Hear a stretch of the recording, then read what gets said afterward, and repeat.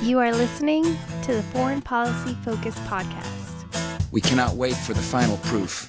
The smoking gun could come in the form of a mushroom cloud. Haven't you driven enough people from their homes over and bulldozed their villages, seized their property under laws they had no part in making?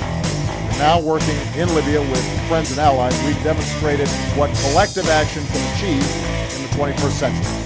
Now the host of the show, Kyle Inslee.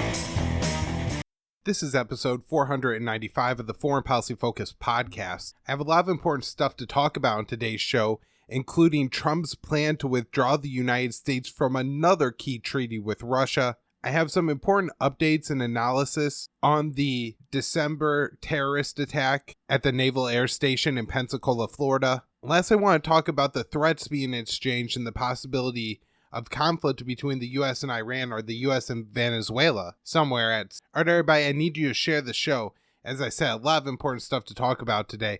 libertarianinstitute.org, and there on the homepage you will find the daily news roundup that I write and the show. Click the share button from there. If you're a new listener to the show, make sure you subscribe to it somewhere. Liking the show, thumbs ups, whatever the platform is, ratings, reviews, all that helps the show to get noticed, so please do that if you can. And then if you want to donate to the show, you could do that at patreon.com/foreignpolicyfocus. All right, so the first thing is this December terrorist attack in Pensacola, Florida, where a Saudi airman who was training on planes here in the U.S. turned his weapon on the American soldiers who were training them, gunning down 3 before being killed himself. Now, in response to this, there was, I think, something of a realization among some people in Washington and around the president that these programs don't come without risk, and that, you know, they benefit a lot. Lockheed Martin or whoever's making these planes and providing the training,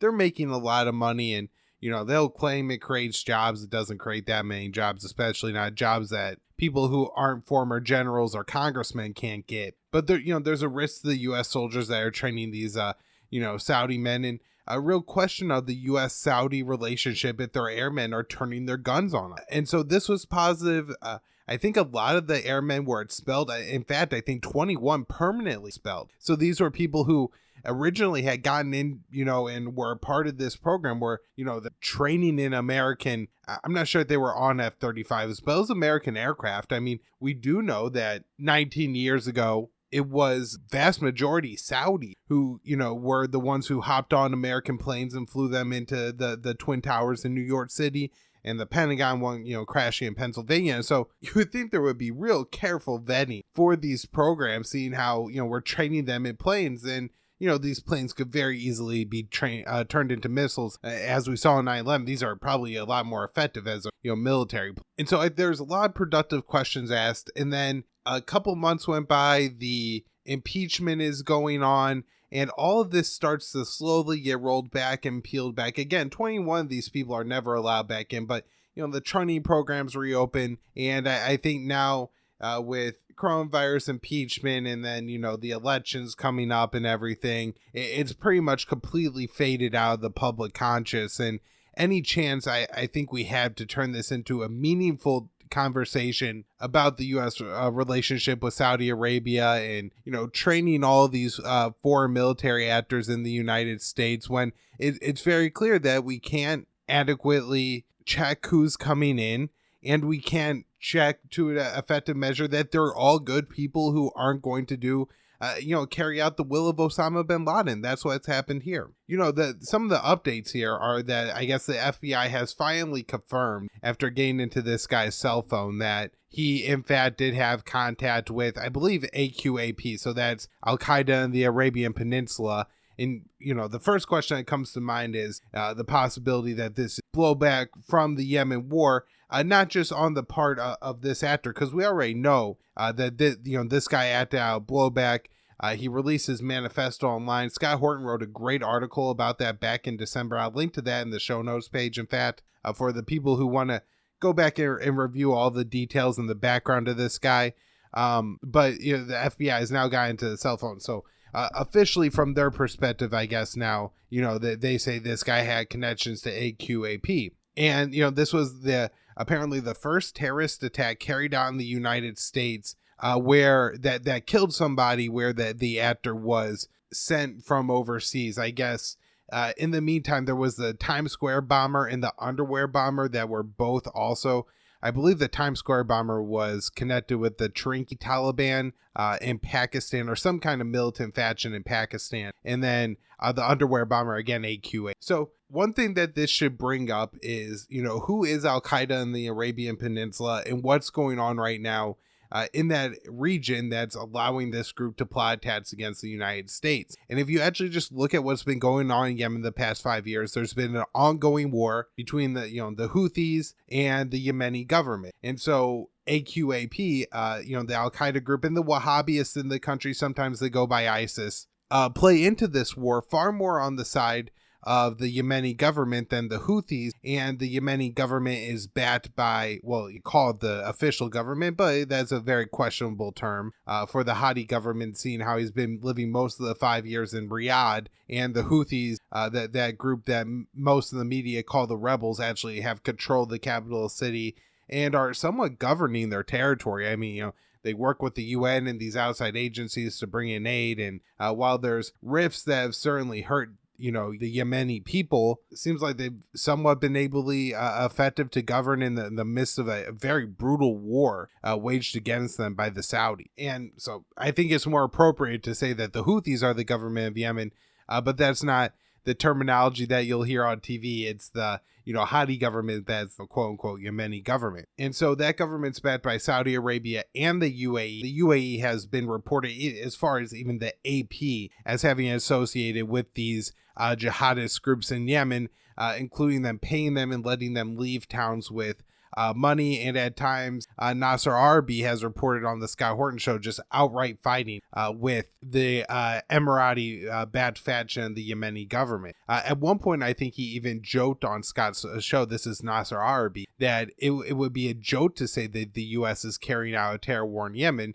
because they would simply be bombing the forces that they're backing wider Yemen war. This so far isn't a discussion that's come up at all in the mainstream media or, in presidential politics at all. I mean, I think it could be a key argument and something that maybe would help to reverse the terrible trend that we're just going to stay in Yemen forever, and Saudi Arabia is just going to continue to wage this food war and starvation campaign against the people of Yemen with nothing changing. But if it does change things from the interest of the American people, that it's making it more dangerous for us, because then you have these groups again who are able to have somebody in the United States and kill Americans, then we might want to at least stop supporting that side of the war in Saudi Arabia and let the Houthis go back to killing the jihadists. Now, another interesting take on this is a little bit more domestic politics, but extremely important, and it has to do with encryption. So for the past several years, as long as I've really been paying attention to politics, it seems like one of the goals of the FBI or the U.S. state, some power that the bureaucracies of the U.S. government want, is the ability to demand all companies give them what they call a backdoor into their encryption, which would essentially be, I guess, a government password where the Apple iPhone or Signal or whatever other company, the government always has the ability, they'll say if they get a warrant, but they'll give themselves a blanket warrant to do this eventually, and just be able to backdoor any encryption. And so that's a big part of the story now coming out. There's a fantastic article, I really enjoyed it, at Reason. I believe Scott Shackford is the author. I'll link to it in the show notes page in case I got his name wrong. Absolutely, I think must read. But basically what he says is that the government is claiming that for all this time since December, they haven't been able to get into the shooter's phone to, know who all of his contacts were, because Apple has refused to give the FBI that backdoor into encryption. Now, the FBI was able to eventually break the encryption and got into the phone, and so they made these conclusions that we're talking about, on the show today. But all this time has gone by, and so they're gonna say if we had this backdoor, then we could have gone in any time, and we wouldn't have had to waste all this time, and the intelligence we could have got, blah blah blah blah blah. So the most important thing I think that Scott points out in his article here is just that nothing that the FBI ends up pulling off the phone isn't something this guy wasn't already publicly posting. Like, the fact that they couldn't catch this guy is an absolute embarrassment. It should have been very obvious. He should have been heavily screened coming into the country, being a part, of a program that's going to work on a U.S. military base. He's a part of the Saudi Air Force. Like, what's going on here that this guy was? How did this not get caught? Why weren't people kind of continuing to monitor the people that we allowed to use U.S. military equipment in the United States that aren't U.S. citizens? So, their loyalties are obviously and should be in question. And so the FBI didn't need this encryption ability at all. So, for that reason, their argument kind of falls apart.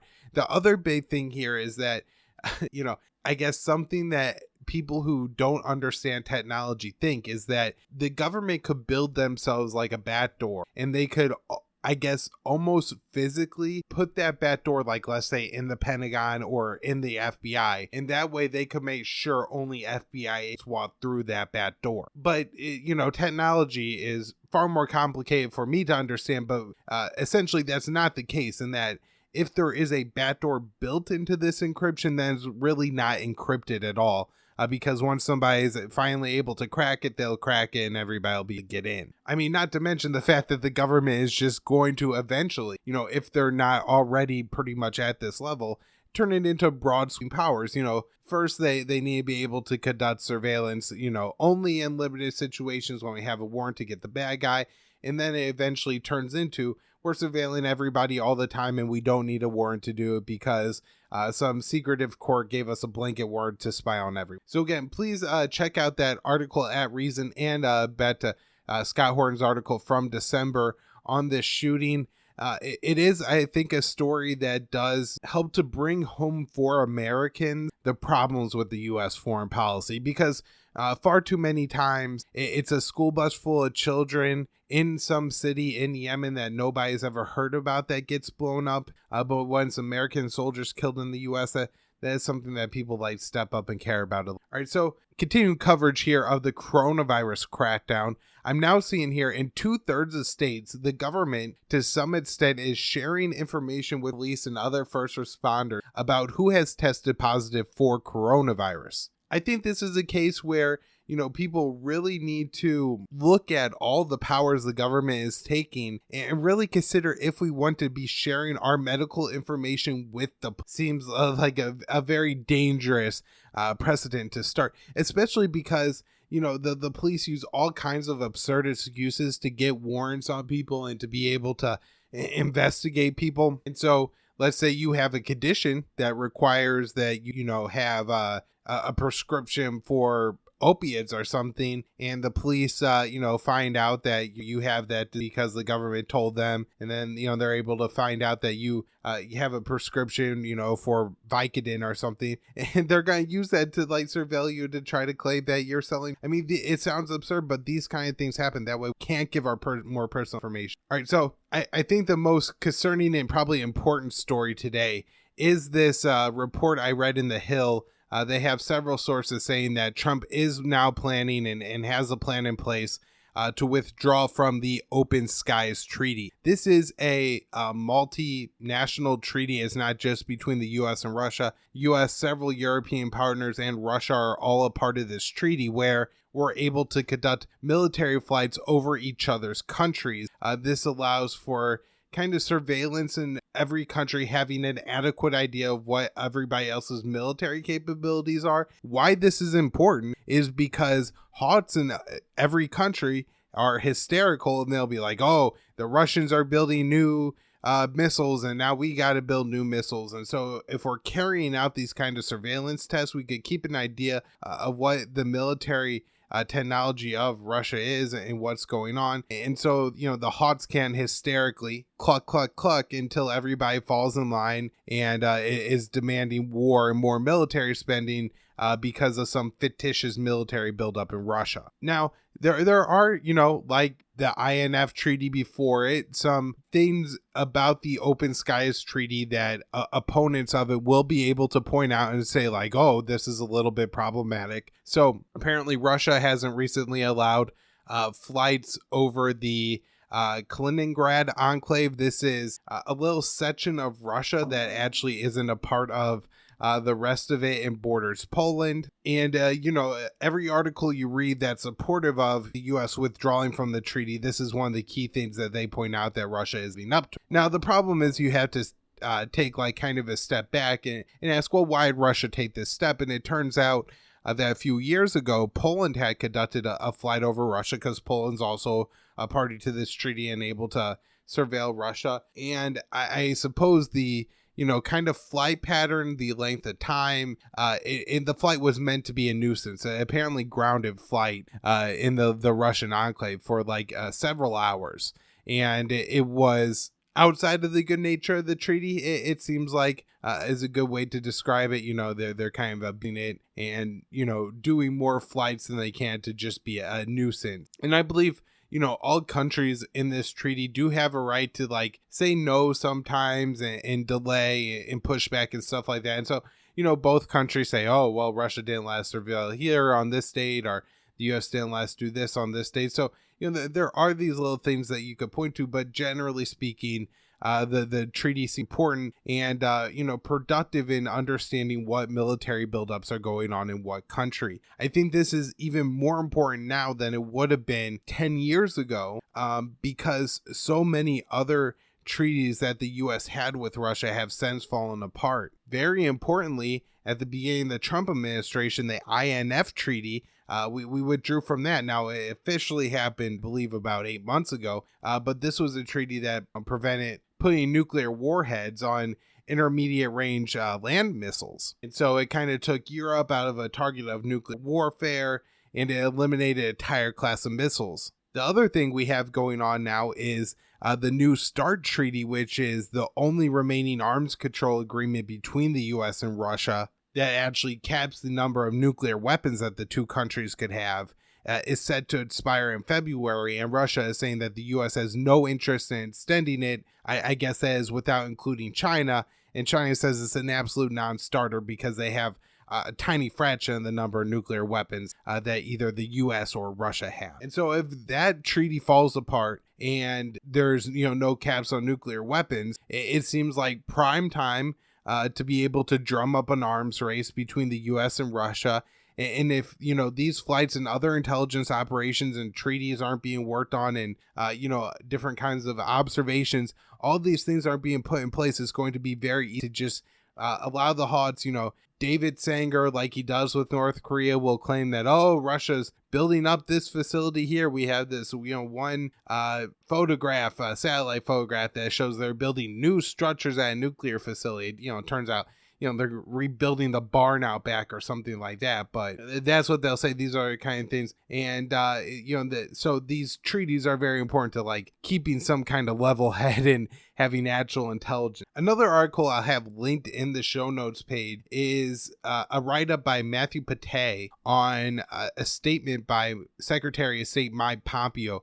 And what he says is that Pompeo is making his case for a Cold War with China, and basically just goes over all of Pompeo's hawkish rhetoric about the South China Sea, Taiwan, Hong Kong, all the aggressive moves that China is taking in Africa. And so much of this I've refuted in the past on the show, but I thought some people might be interested in Pompeo's comments, so those are in the show notes page. So probably the most absurd thing I have to say on today's show, although it's always hard to tell with, how absurd the U.S. empire has gotten at this point. But a good idea in the midst of the coronavirus is apparently to mass all of our planes at a Japanese airbase to show our enemies and allies that we could do that. I think this kind of fits in well with, what I'm talking about, Mike Pompeo, Cold War with China. I think this is obviously directed towards China and try to show China in a power move that we could still bring all of our planes to one same location. Again, with all the problems plaguing the U.S. military and just, coronavirus in general, why take the chance of spreading the virus around to all these places? conducting missions that you don't need to conduct. Also, if you're looking to hold China responsible, or really believe that something shady went on within China as far as the origins of the coronavirus, I think these kind of hawkish and foolish measures like this kind of undermine U.S. on the world stage. We try to make that. It just seems like blatant Trump anti-China rhetoric that's all surface level and nothing really substantial. The U.S. has also, at least the State Department, approved a sale of $180 million. I believe it's 18 anti-ship torpedoes to Taiwan. The sale actually, I don't think, has been drawn up between like the U.S. company and Taiwan yet, but it is something that the State Department is okay with. The move upsets China and just, kind of is further a part of increasing tensions and hostility between the U.S. and China at a time where that really doesn't need to happen. Also, again, if we're signing the contract to make these missiles eventually, I think we're deploying our resources to, an unneeded industry at this time, whereas there's a lot of healthcare stuff going on. Pretty soon, apparently we're looking at supply chain shortages in different places, and essential businesses are the weapons makers though, and continue to make bombs, and we have more missiles, torpedoes, and stuff rolling off the factory lines. This is just adding to that whole waste of production at this point, and kind of the talents of the U.S. war. Reuters is reporting having an exclusive story. They say they have 5 anonymous sources saying that the U.S. has not actually cut any funding to the Afghan security forces.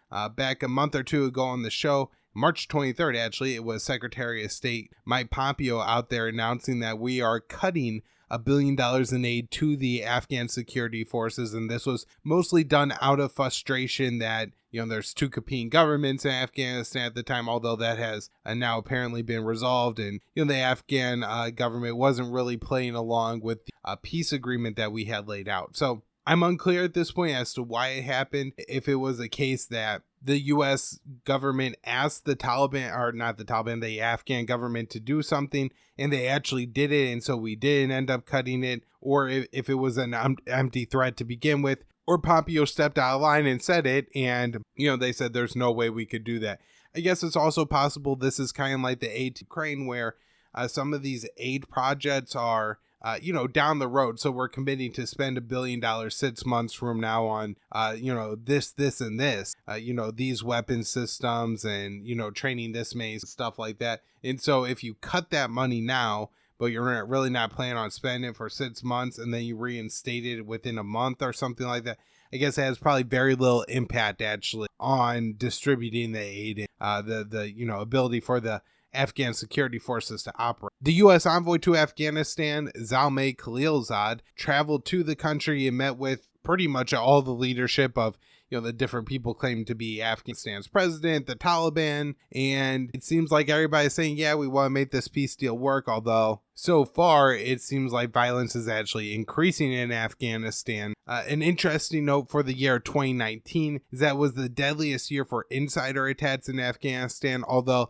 U.S. forces weren't targeted a whole lot. There were a lot of casualties this way among the Afghans. All right, so now to this U.S. Venezuela-Iran situation. It seems that Iran is now shipping Venezuela fuel because, in part, its own government incompetence and U.S. sanctions. The country is now struggling to have enough fuel to provide citizens, and so I guess Venezuela has some gold, Iran has some oil, and they say, hey, we could swap these things. The U.S. isn't happy about as we highly sanction both countries, but, if you're already sanctioned and we're already sanctioned and we trade with each other, you really can't double sanction. I guess, we could add sanctions on different layers of the Iranian or Venezuelan economy. That's actually happened as the U.S. has now sanctioned Iran's interior minister, but generally, there's not a whole lot the U.S. could do to additionally sanction Venezuela and Iran, especially I think political limitations in the middle of the coronavirus pandemic. And so the U.S. has now made some threatening statements like, hey, we're really unhappy about this. We're going to look to stop it. Venezuela says they're going to provide their ships as security to help the oil tanker get from Iran to Venezuela. I mean, that's crossing an ocean. It seems like if the U.S. really wanted to intercept it, there's, not really a Venezuelan Navy that could put up that much of a fight against the might of the U.S. Navy.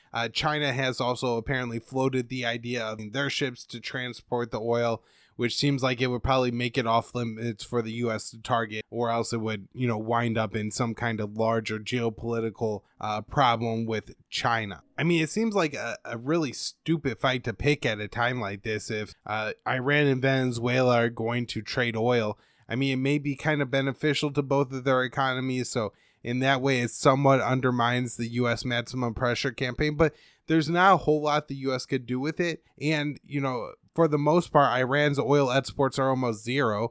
Venezuela's, reserves are depleting rather quickly. And so who knows how much longer they, continue to pay for things like Iranian oil anyway. That it would almost be more effective to just ignore it rather than make a big deal about, make a bunch of threats that it seems unlikely that they could follow through with any. The U.S. has also issued a statement saying that they're going to consider any ship that enters within 100 meters of any U.S. ship to be a threat to that ship. This is directed at the Iranian speedboats that, as we in some videos recently, the U.S. is floating our warships off the coast of Iran.